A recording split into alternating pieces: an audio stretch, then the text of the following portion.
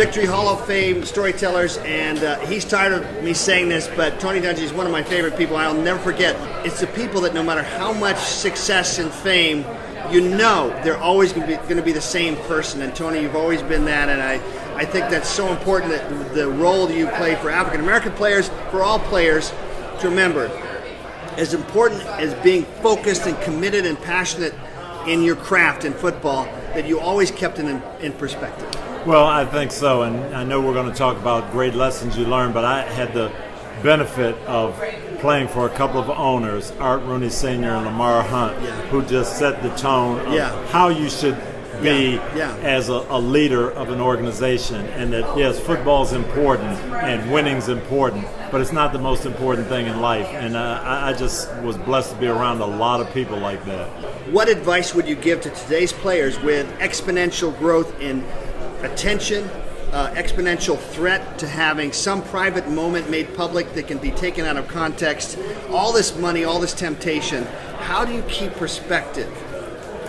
I think you have to realize, Nick, that you are representing a lot of people at every moment.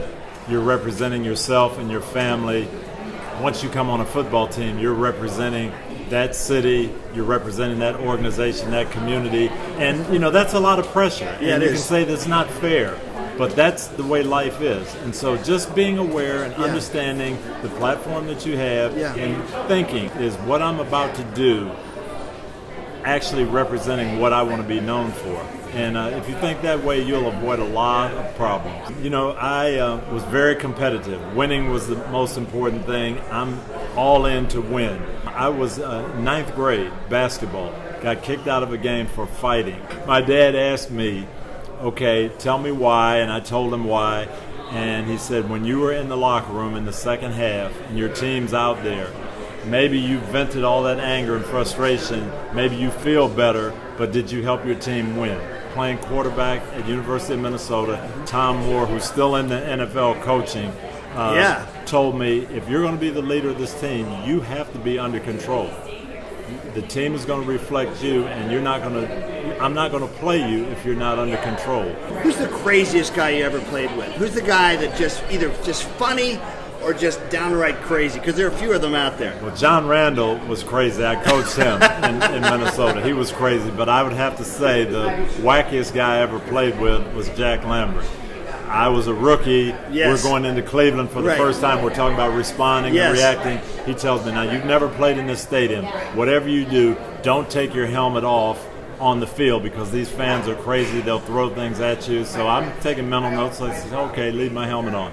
Middle of the third quarter, he gets in a fight with one of the Cleveland players, gets ejected from the game for taking his helmet off, swinging it at a guy. He was an intense guy, very smart player, but he was borderline insane out there. What can we do to protect the best game in America?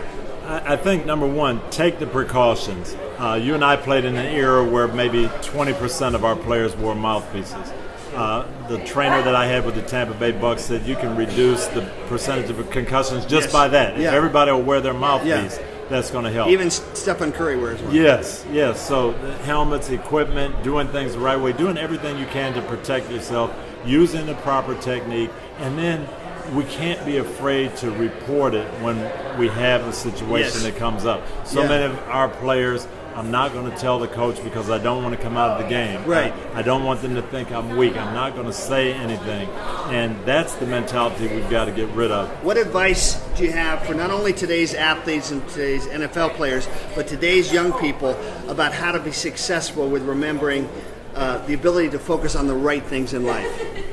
As we're sitting here in this Hall of Fame setting, you hear the guys talk about it over and over. They enjoyed their careers. They loved the moment, the championships, the rings, but it was the relationships that they remember at the end of the day. It's not, hey, that Super Bowl that we won in 2006, but it's that group of men on the team. And remember, we did this, and how about the plane ride from this city, and how about this practice time? So don't lose sight of that. The relationships are what makes it special. God bless you. Hey, Nick, thank you very much. Great to be with you. Tony Dungy, NFL Hall of Fame Storytellers.